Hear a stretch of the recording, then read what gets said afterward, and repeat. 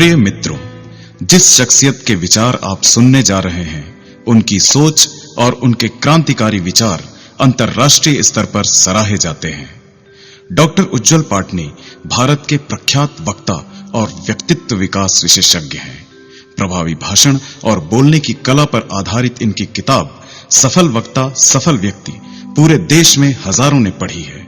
इसी विषय पर इंग्लिश में great words win hearts Bharat ही नहीं बल्कि पूरे विश्व में सराही जा रही है।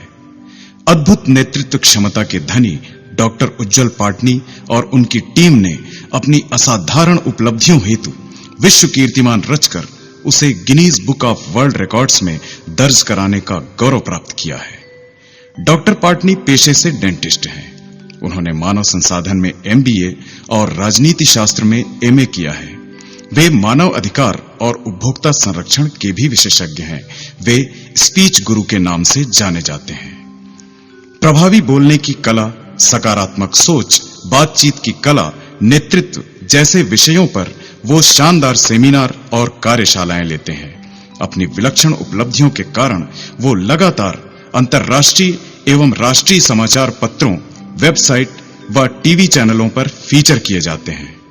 वह एकदम जमीन से जुड़े एक प्रैक्टिकल व्यक्ति की तरह सरलता और सहजता से बातें करते हैं।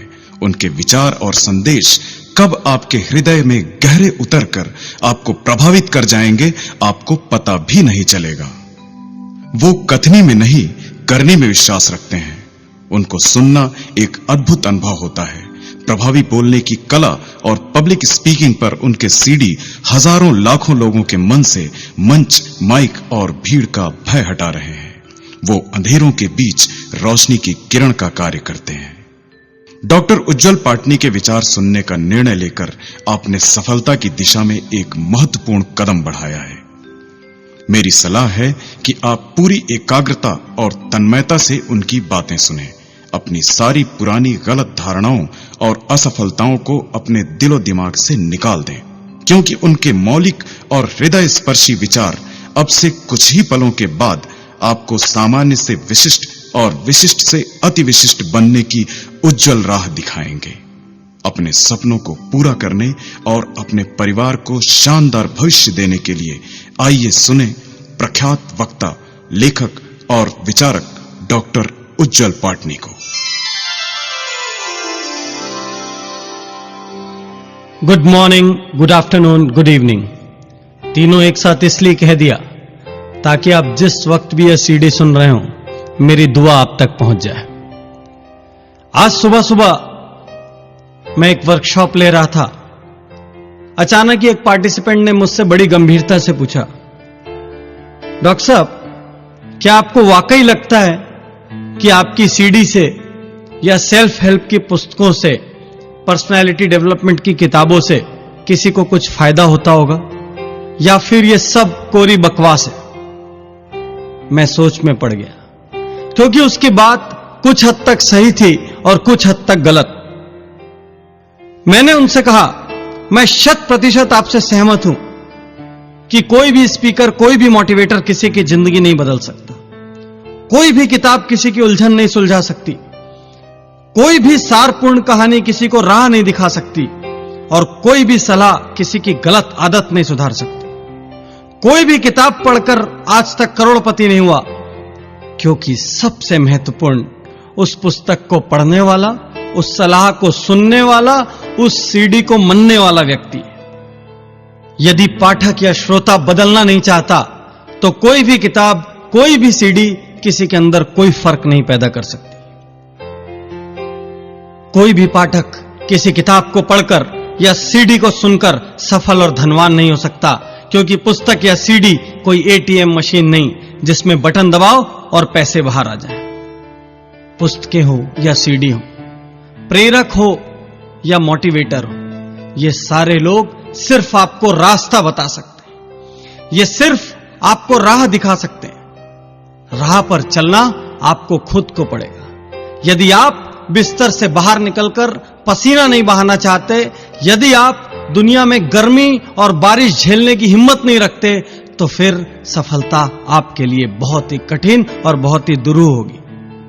यदि इस सीडी का असली मजा लेना है, यदि मेरी बातों का असली आनंद लेना है, तो मैं ज्ञानी हूं, इस धारणा को निकाल फेंको। एक बार एक शिष्य एक गुरु के पास गया। उसने उस गुरु से कहा, गुरुजी, मैंने दुनिया के अधिकांश शास्त्र पढ़े हैं, मुझे अधिकांश चीजें मालूम है, फिर भी मुझे किसी ने कहा कि आप मुझे ज्ञान की कुछ बातें दे सकते हैं, इसलिए मैं आपके पास आया हूं। गुरुजी ने कहा, बैठो। टेबल पर आमने सामने बैठे। गुरुजी ने एक नौकर को आदेश किया, चाय लेकर आओ। एक केटली चाय की आई, 2 कप गुरु और शिष्य के आमने सामने रखे गए। गुरु ने केटली से अपने कप में चाय डाली, उसके बाद उन्होंने शिष्य के कप में चाय डालना शुरू किया। कप आधा भर गया, कप पौना भर गया, कप पूरा भर गया और चाय बाहर गिरने लगी। शिष्य ने कहा, गुरुजी, ये क्या कर रहे हैं? कप भर चुका है और चाय बाहर निकली जा रही है। गुरु ने कहा, शिष्य, जिस तरीके से भरे हुए कप में और चाय आना संभव नहीं है, ठीक उसी तरीके से तुम्हारे भरे हुए दिमाग में किसी भी नए विचार के लिए कोई जगह नहीं। तो यदि तुमको जीवन में कुछ सीखना है, यदि मुझसे कुछ पाना चाहते हो, तो सबसे पहले अपना दिमाग खाली करके आओ। हम सब की सबसे बड़ी परेशानी यही है, हमारा दिमाग पहले से इतने सारे विचारों से भरा हुआ है।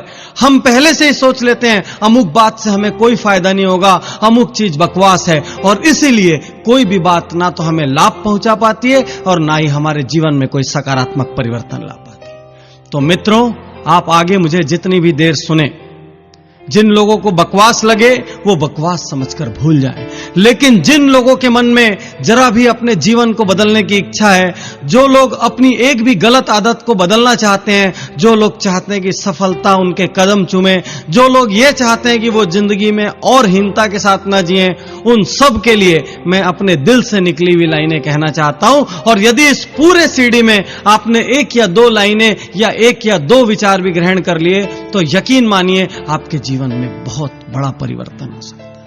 क्योंकि बहुत बड़ा परिवर्तन लाने के लिए बड़े बड़े पोथी और शास्त्र पढ़ने की जरूरत नहीं है। बहुत बड़ा परिवर्तन कभी कभी मात्र एक विचार के माध्यम से आ सकता है। मित्रों, यदि जीवन में सफलता पाना है, यदि जीवन में आगे जाना है, तो जिंदगी की प्राथमिकताएं तय करनी होगी। आपको यह तय करना पड़ेगा कि सबसे पहले आप क्या पाना चाहते हैं और किस दिशा में जाना चाहते हैं। यदि दिशा तय नहीं होगी, तो जीवन में कोई भी उपलब्धि हासिल करना मुश्किल होगा। यह भी हो सकता है कि आप गैर जरूरी और गैर वाजिब कार्यों में अपना सारा समय बिता दें, और जो वास्तविकता में महत्वपूर्ण कार्य थे, उनके लिए आपके पास समय ही ना हो। एक प्रेरक ने एक कांच का बर्तन अपने हाथ में उठाया और ढेर सारे उपस्थित जन समूह के बीच सब लोगों को दिखाया। उस प्रेरक ने उस कांच के बर्तन में पत्थरों के बड़े बड़े टुकड़े डाले और वो बर्तन भर गया। प्रेरक ने उपस्थित लोगों से पूछा, क्या इस बर्तन में कुछ और आने की जगह है? उपस्थित लोगों ने जवाब दिया, नहीं, इसमें कुछ भी और नहीं आ सकता, क्योंकि ये पूरा भर चुका है। प्रेरक ने कुछ नहीं कहा। प्रेरक ने छोटे आकार के कंकड़ उठाए और बर्तन में डालना शुरू किया। धीरे धीरे ढेर सारे कंकड़ उस कांच के बर्तन में पत्थरों के बीच अपनी जगह लेते चले गए। फिर से प्रेरक ने पूछा, क्या अब इन कंकड़ों के बाद और कुछ इस बर्तन में आ सकता है? अधिकांश ने जवाब दिया, नहीं, अब तो बिल्कुल भी गुंजाइश नहीं है, यह 100% भर चुका है।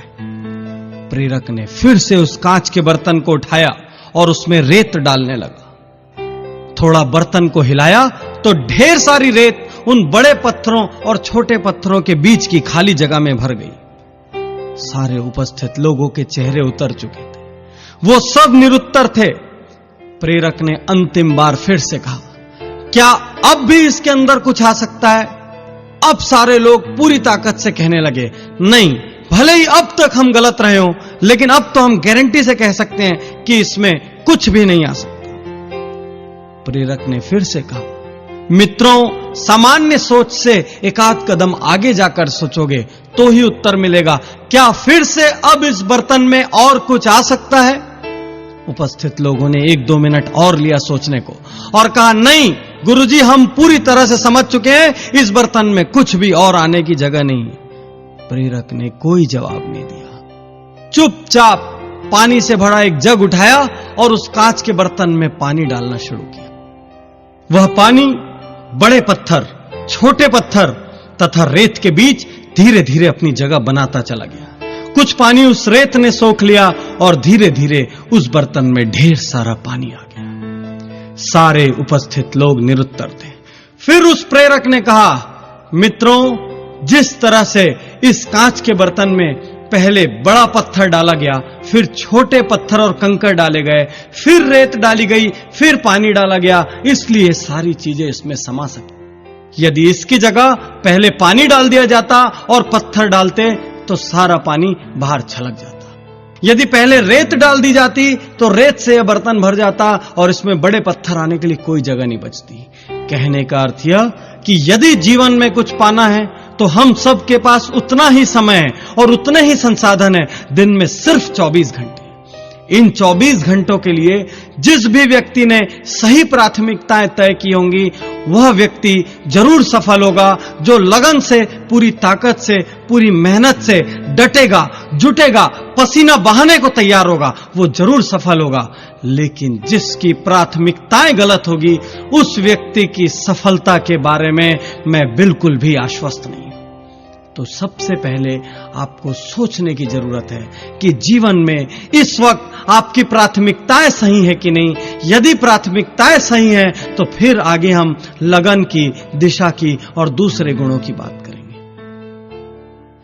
यहां पर यह भी जरूरी है कि आप अब तक जहां भी हो, अब तक आपने जितनी भी असफलताएं झेली हो, अब तक संसार ने आपको जो भी लेबल दिया हो, उन सारे लेबलों को आप भूल जाएं और एक नई शुरुआत करने को तैयार हो।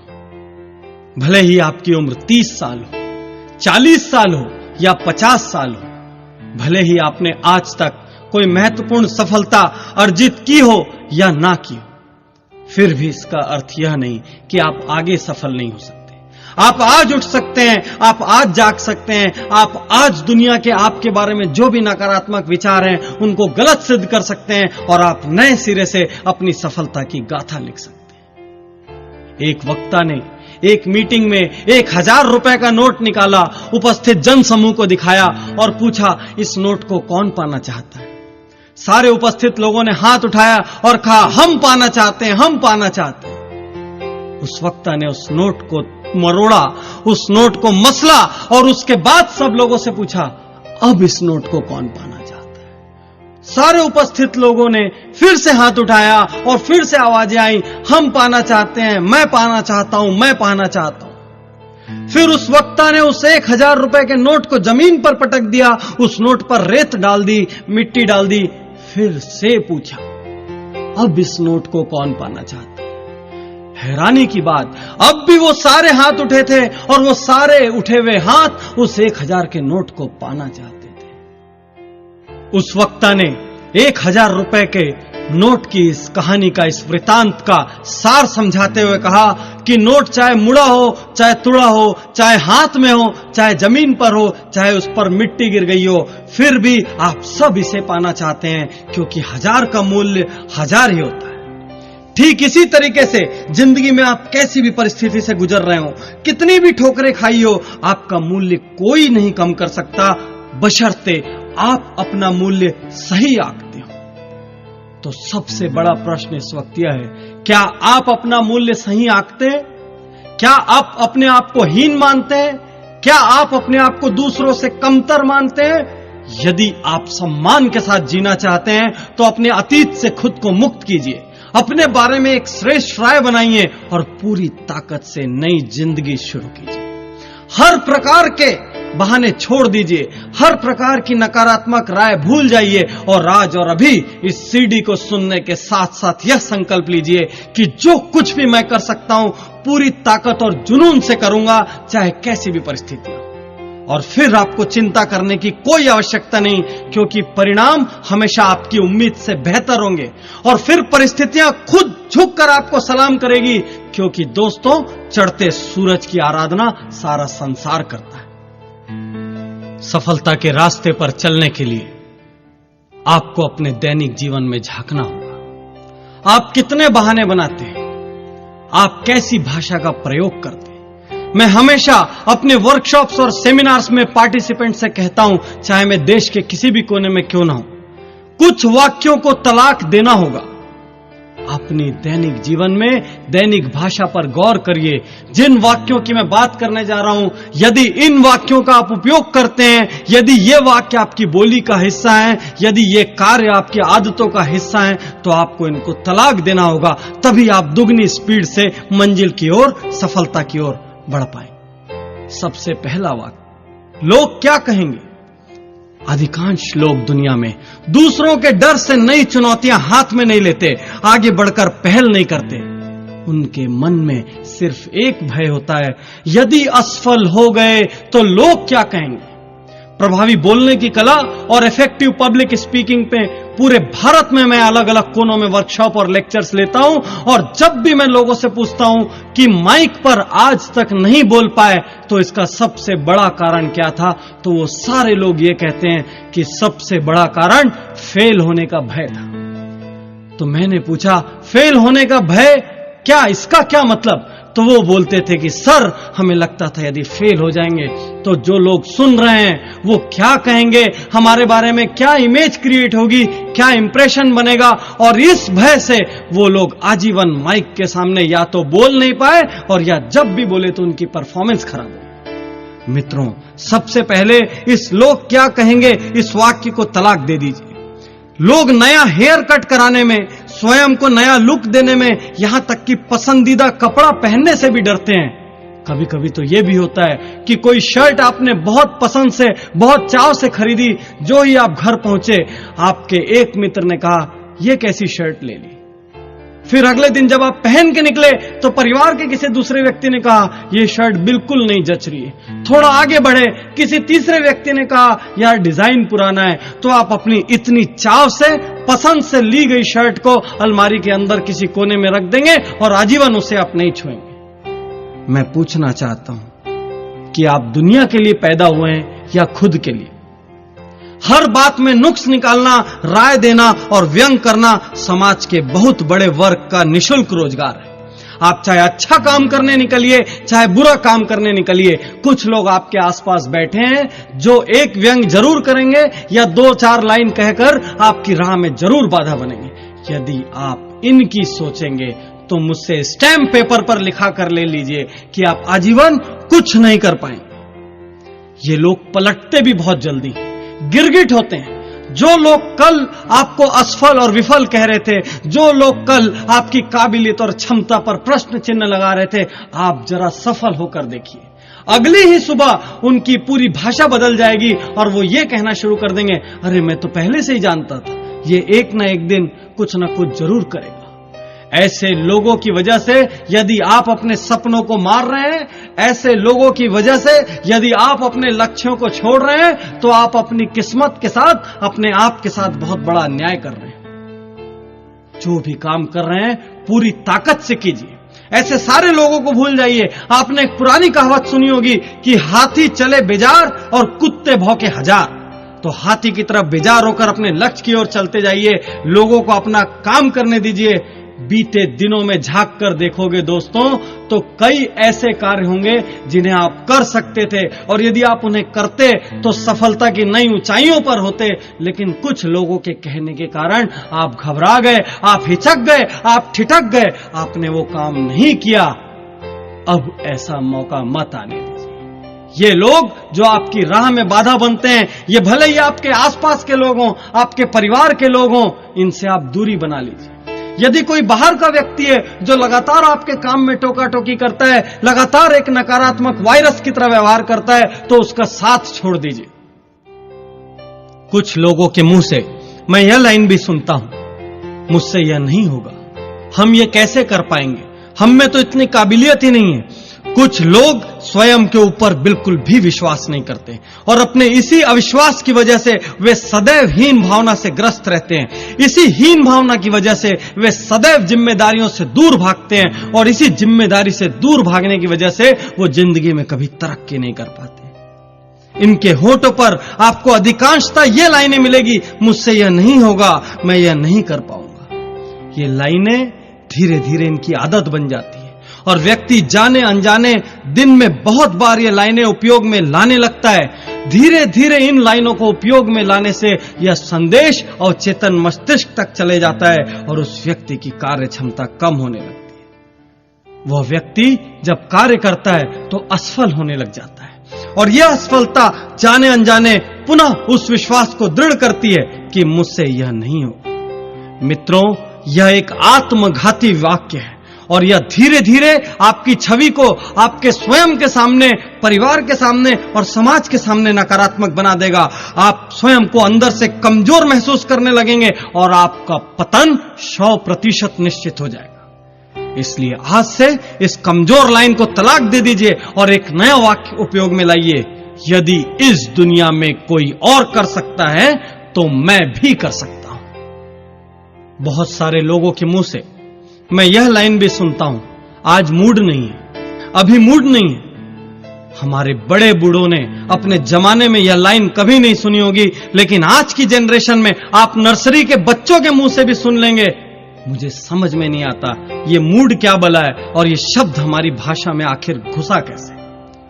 मैं आपसे एक सवाल करता हूं, आप सड़क पर जा रहे हैं और कोई कुत्ता आपको काटने दौड़े तो क्या आप कुत्ते से यह कहने का साहस कर सकते हैं, आज मेरा भागने का मूड नहीं है इसलिए मुझे काट लो?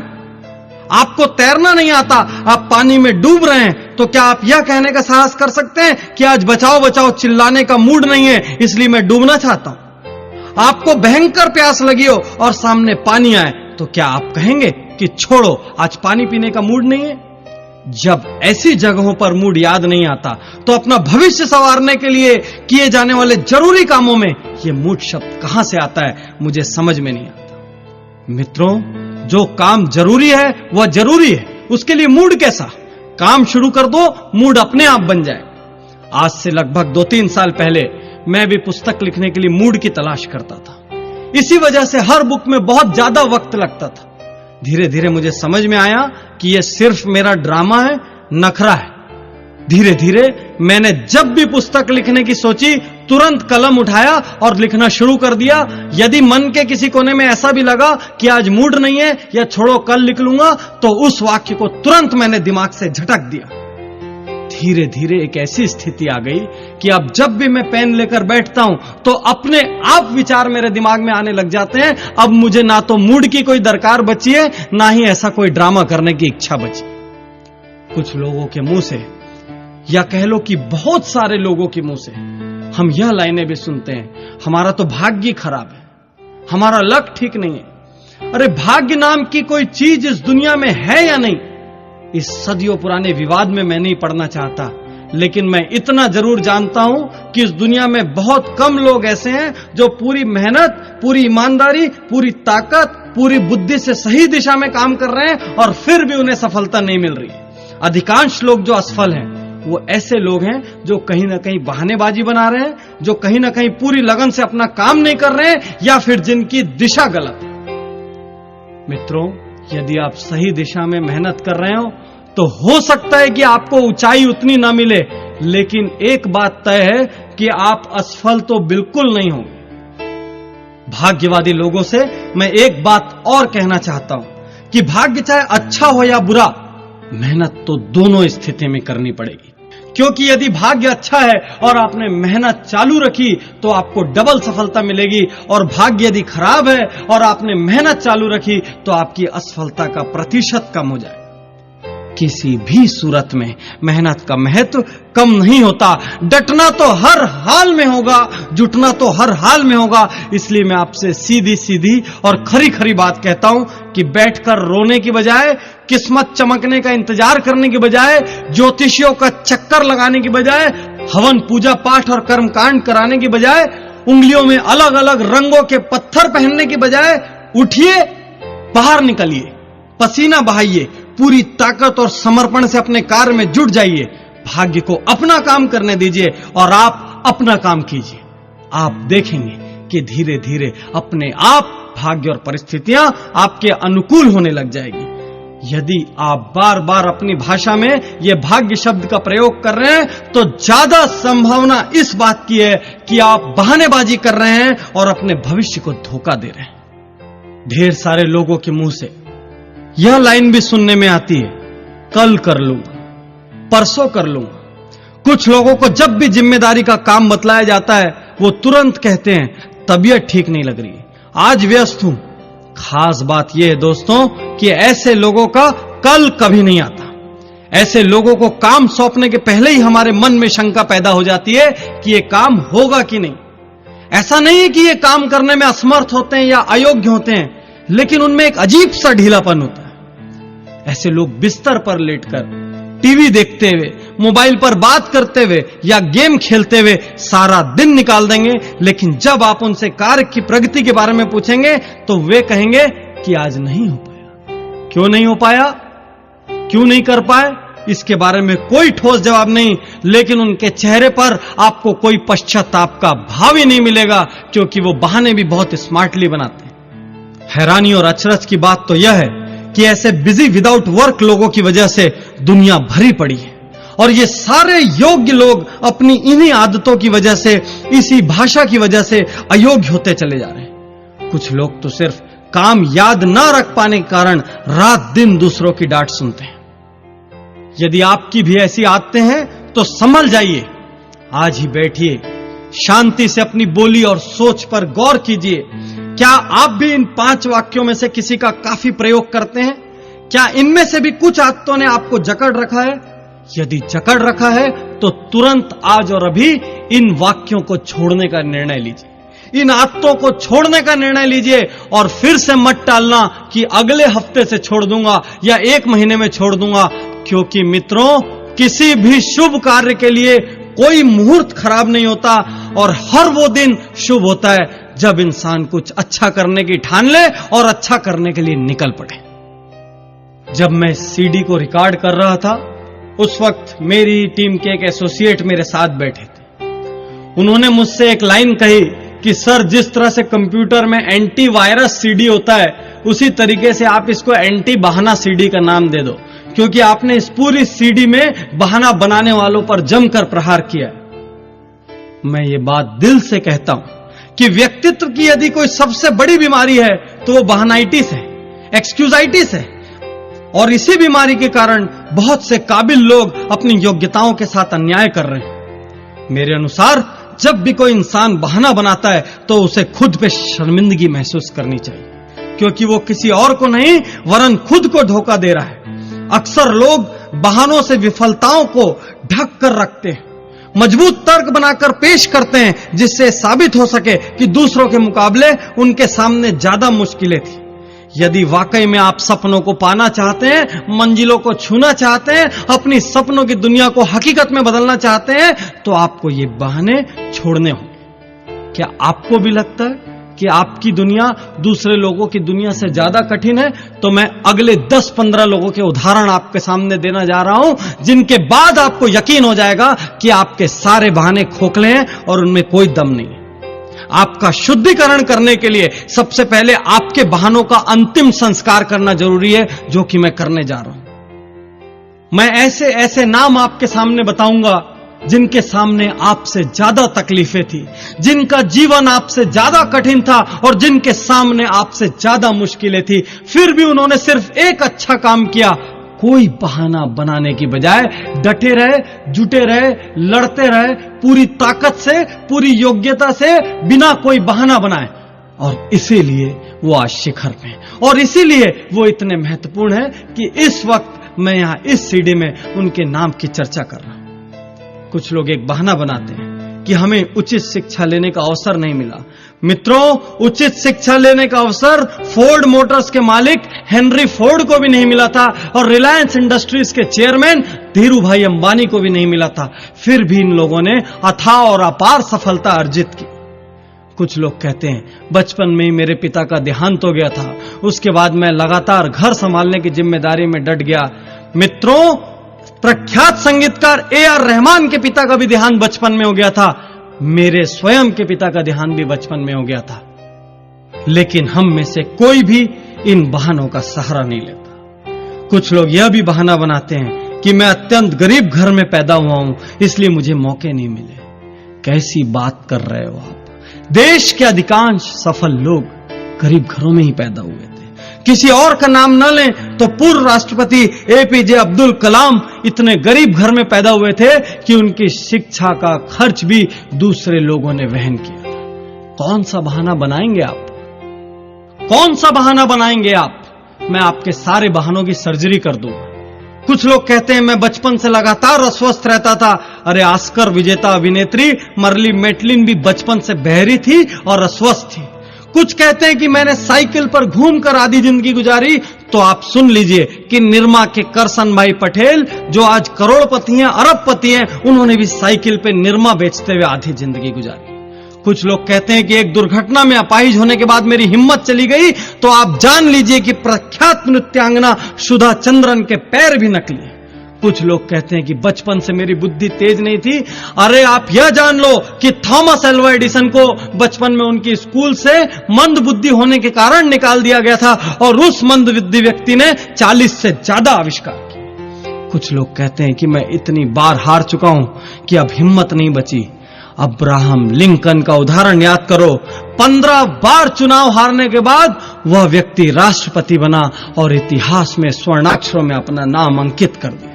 कुछ लोग कहते हैं मुझे ठीक से इंग्लिश नहीं आती। अरे आज के राजनेता लालू यादव को भी ठीक से इंग्लिश नहीं आती। वो हार्वर्ड और ऑक्सफोर्ड वाले लोगों के बीच में जाकर अपनी बात रखते हैं। कुछ लोग कहते हैं कि मुझे बचपन से परिवार की जिम्मेदारी उठानी पड़ी। स्वर साम्राज्ञी लता मंगेशकर को भी बचपन से परिवार की जिम्मेदारी उठानी पड़ी थी। यहां तक कि उन्होंने पहला गाना भी इसलिए गाया था क्योंकि उस दिन उनके घर में पैसों की सख्त जरूरत थी। कुछ लोग कहते हैं मेरी लंबाई बहुत कम है, तो देश के सुपरस्टार सचिन तेंदुलकर की भी लंबाई बहुत कम है। कुछ लोग कहते हैं मैं इंजीनियर बनना चाहता था लेकिन परिस्थितियां ऐसी हो गई कि मुझे मेरे मन की राह नहीं मिली, मैं व्यापारी बन गया। डेल कार्नेगी का नाम आपने सुना होगा, जिन्होंने how to win friends and influence people जैसी बेस्ट सेलर किताब लिखी है। वो फुटबॉल खिलाड़ी बनना चाहते थे लेकिन वो विश्व के सर्वाधिक लोकप्रिय और प्रख्यात लेखक बन गए। कौन सा बहाना बनाओगे आप? कैसा बहाना बनाओगे आप? मैं आपके हर बहाने की सर्जरी करने के लिए आपके सामने खड़ा हूं। कुछ लोग कहते हैं मैं अत्यधिक मोटा हूं, इस वजह से मुझे शर्म आती है। अरे मोटे हो तो मोटापा कम करो। अदनान सामी को देखो, इतना मोटा व्यक्ति था तब भी वो बहुत अच्छा गायक था और उसने एक दिन निर्णय ले लिया कि मुझे मोटापा कम करना है। तो उसने ऐतिहासिक रूप से अपना वजन कम करके दुनिया को दिखा दिया कि दृढ़ निश्चय हो तो सब कुछ संभव है। कुछ लोग कहते हैं मैं एक छोटी सी नौकरी करता हूं, क्या हो पाएगा? अरे धीरू भाई अंबानी, नारायण मूर्ति, ये सारे लोग छोटी छोटी नौकरियां करते थे। कोई कहता है मेरी कंपनी, मेरा व्यापार एक बार दिवालिया हो चुका है, अब मुझ पे कौन भरोसा करेगा? तो आप जान लीजिए कि जिस पेप्सी को आप बड़े चाव से स्वाद लेकर पीते हैं वह दुनिया की सबसे बड़ी शीतल पेय निर्माता कंपनी पेप्सी कोला 2 बार दिवालिया हो चुकी। कुछ लोग कहते हैं मैं डिप्रेशन में जा चुका हूं, मेरा नर्वस ब्रेकडाउन हो चुका है। तो आप जान लीजिए कि डिज्नीलैंड बनाने के पहले वॉल्ट डिज्नी का भी 3 बार नर्वस ब्रेकडाउन हुआ था। कुछ लोग उम्र का बहाना बनाते हैं, उम्र बहुत ज्यादा हो चुकी है। तो आप ये जान लीजिए कि विश्व प्रसिद्ध केंटकी फ्राइड चिकन के मालिक ने 60 साल की उम्र में पहला रेस्टोरेंट खोला था और उस दुनिया में उनके पास रेस्टोरेंट की श्रृंखला है। कुछ लोग कहते हैं कि मेरी उम्र कम है, तो आप सानिया मिर्जा को देखिए, इतनी कम उम्र में दुनिया के शीर्ष टेनिस खिलाड़ियों में आज उनका नाम शुमार है। कौन सा बहाना बनाएंगे आप? कुछ लोग कहते हैं मेरे पास एक बहुत ही बहुमूल्य आइडिया है लेकिन जहां भी जाता हूं कोई मेरे प्रस्ताव को स्वीकार नहीं करता, मैं हताश हूं, निराश हूं। आप जान लीजिए कि जेरोक्स की फोटोकॉपी मशीन के आइडिया को भी पहले ढेरों कंपनियों ने अस्वीकार किया था और परिणाम हमारे सामने है। आज हर गली में, हर ऑफिस में एक फोटोकॉपी मशीन है और वो आज किसी भी ऑफिस के लिए सबसे जरूरी चीजों में से एक। कुछ लोग कहते हैं कि मैं काम शुरू करना चाहता हूं लेकिन मेरे पास काम शुरू करने के लिए भी धन नहीं है। मित्रों, ये कोरा बहाना है क्योंकि इन्फोसिस के पूर्व चेयरमैन नारायण मूर्ति के पास भी काम शुरू करने के लिए धन नहीं था। और यदि इस सीडी में समय की पाबंदी नहीं होती तो मैं आपको 10,000 नाम ऐसे बताता जिनके पास काम शुरू करने के लिए धन नहीं था और जो आज करोड़ों अरबों रुपयों के मालिक हैं। कुछ लोग कहते हैं कि उन्हें ढेर सारी बीमारियां हैं, कैसा बहाना बनाते हैं। अरे वर्जिन एयरलाइंस के प्रमुख मिस्टर रिचर्ड ब्रैनसन को आंखों की कमजोरी है, डिस्लेक्सिक है। लेखक वेद प्रकाश मेहता की दोनों आंख नहीं है। राष्ट्रपति रूजवेल्ट के दोनों पैर काम नहीं करते थे। यहां तक कि स्वर्ण पदक विजेता विल्मा रुडोल्फ को पोलियो था। मित्रों, आप जितने भी बहाने सोच सकते हैं, मैं उनसे ज्यादा नाम आपको बता सकता हूं जिन्होंने उन मुश्किलों का हल ढूंढा है। कुछ लोग कहते हैं कि यह जरूरी नहीं कि जो प्रतिभा इन महानायकों के अंदर थी, जिनके नाम आप ले रहे हैं डॉक्टर पाटनी, वही प्रतिभा हमारे अंदर भी हो। तो मैं आप सब लोगों से कहता हूं कि यह भी जरूरी नहीं कि जो प्रतिभा आपके अंदर है वो इन महानायकों के अंदर हो। आप किसी और गुण के बल पर महारथी साबित हो सकते हैं। मैं ये यकीन से कह सकता हूं कि हर वह व्यक्ति सफल हो सकता है जो हार के लिए तैयार हो और सही दिशा में डट कर जुट जाए। हां, सफलता का प्रतिशत अपनी अपनी योग्यता के अनुसार कम या ज्यादा हो सकता है, लेकिन यह तय है कि असफलता हाथ नहीं लगेगी। और हां, इस सफलता की शुरुआत किसी बहाने से नहीं हो सकती। उसके लिए एक दमदार प्रयास की जरूरत है, लेकिन ये बहाने आपके सपनों की अर्थी जरूर निकाल सकते हैं। इसलिए अगली बार काम से जी चुराने के पहले, असफलता के डर से काम छोड़ने के पहले, जिम्मेदारियों से भागने के पहले यह जरूर सोच लेना कि आप किसका अहित कर रहे हैं। क्योंकि मित्रों, जीवन में आपने क्या खोया और क्या पाया, इसकी सिर्फ आपकी और आपकी जिम्मेदारी है। एक बात और कहना चाहता हूं कि यदि आप सोच रहे हैं कि कल कुछ खास हो जाएगा, भविष्य में कुछ जरूर कर लूंगा, तो मैं आपको बताना चाहता हूं कि भविष्य का आविष्कार नहीं होता। हर रोज जो आप करते हो उसी से भविष्य का निर्माण होता है। आप हर रोज जो मेहनत कर रहे हो वह अभी भविष्य में तब्दील हो रहा है, और आप हर रोज जो बहानेबाजी करके दिन गंवा रहे हो वह भी भविष्य में तब्दील हो रहा है। आपको चुनना होगा आप कैसा भविष्य चाहते हैं। एक कड़वी सी बात कहना चाहता हूं कि कल यदि आपके माता पिता आपके जैसी संतान होने पर अफसोस करें, कल यदि आपकी पत्नी आपके जैसा पति पाने पर अफसोस करे, और कल यदि आपका बच्चा आपको पिता कहने में अफसोस करे, तो इसके जिम्मेदार सिर्फ आप होंगे। आज आप जहां भी हैं, कल आप जहां भी होंगे, इसके लिए आप किसी भी और को जिम्मेदार नहीं ठहरा सकते। इसलिए आज, अभी और यहीं अपने सारे बहानों का अंतिम संस्कार कर दीजिए, अपने सारे नकारात्मक वाक्यों का अंतिम संस्कार कर दीजिए, और देखिए कल की सुनहरी सुबह एक बार फिर आपके लिए खुशियों के नए पैगाम लेकर आएगी। और अचानक ही आप देखेंगे कि भाग्य भी आपका साथ देने लगेगा। अचानक ही आप देखेंगे कि ऊपर वाले का आशीर्वाद भी आपको हर पल मिलने लगेगा। एक गांव में एक बार बहुत भारी बाढ़ आ जाती है। धीरे धीरे सारा गांव उस बाढ़ में डूबना शुरू हो जाता है। एक व्यक्ति का घर उस बाढ़ में डूबने लगता है, जो कि ईश्वरवादी था, ईश्वर में बहुत ज्यादा आस्था रखता था। पानी धीरे धीरे ग्राउंड फ्लोर से फर्स्ट फ्लोर तक आता है और छत तक पहुंच जाता है। वो व्यक्ति दौड़कर छत पर चला जाता है अपनी जान बचाने के लिए। धीरे धीरे पानी छत में भरने लगता है। इतने में वहां एक नाव आती है और वो लोग उससे कहते हैं कि इस नाव में आ जाओ, जान बच जाएगी। वह व्यक्ति जवाब देता है, अरे मुझे नाव की कोई जरूरत नहीं, मेरी तो जान भगवान बचाएंगे, मैं उनका बड़ा प्रिय बंदा हूं। वह नाव आगे निकल जाती है। धीरे धीरे पानी और भरने लगता है। इतने में एक और नाव आती है। वो व्यक्ति कमर तक पानी में डूब चुका होता है। उस नाव से लोग फिर चिल्लाते हैं, अरे इस नाव में आ जाओ, कुछ ही मिनटों के भीतर तुम पानी में डूब जाओगे, तुम्हारी जान चली जाएगी। वो व्यक्ति फिर से वही जवाब देता है कि अरे मुझे तुम्हारी नाव की कोई जरूरत नहीं, मैं उस भगवान का प्रिय बंदा हूं, वही मेरी जान बचाएंगे। यह सुनकर वो लोग हंसते हैं और वो नाव भी आगे चली जाती है। पानी उस व्यक्ति की गर्दन तक आ चुका होता है। इतने में ऊपर से एक हेलीकॉप्टर आता है। उस हेलीकॉप्टर से सैनिक रस्सी फेंकते हैं, उस आदमी को चिल्लाते हैं, इस रस्सी को पकड़ो और ऊपर हेलीकॉप्टर में आ जाओ। वह मूर्ख फिर से जवाब देता है कि मुझे तुम्हारे हेलीकॉप्टर की कोई जरूरत नहीं, मेरी रक्षा करने के लिए तो खुद भगवान बैठे हैं। और कुछ ही मिनटों के बाद पानी में डूबने से उसकी मौत हो जाती है। वह व्यक्ति ईश्वर के दरबार में पहुंचता है, स्वर्ग लोक में पहुंचता है, भगवान के सामने बड़ा झल्लाया हुआ, फनफनाया हुआ भगवान से कहता है, हे भगवान, तुमने मुझे धोखा दिया।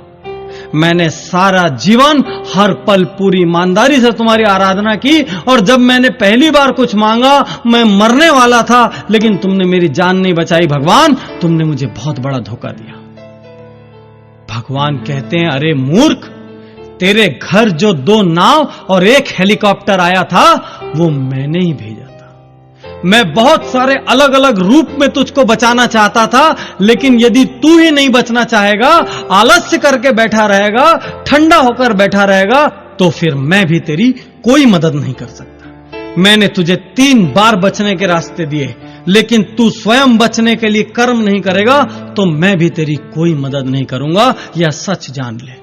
तो मित्रों, सार यह है कि ऊपर वाला भी कर्म वीरों की मदद करता है। यदि आप हाथ पर हाथ रखकर भाग्य के भरोसे अपने घर पर बैठे हैं तो उठ जाइए, बाहर निकल आइए। जैसे ही आप मेहनत करना शुरू करेंगे, वैसे ही आप देखेंगे कि परिस्थितियां आपके अनुकूल होगी। वैसे ही आप देखेंगे कि ईश्वर की सत्ता की कोई अदृश्य शक्ति अचानक ही आपकी मदद को दौड़ पड़ेगी और आपके राह में आने वाली मुश्किलें कम होती चली जाएगी, संकटों के बादल छटने लगेंगे।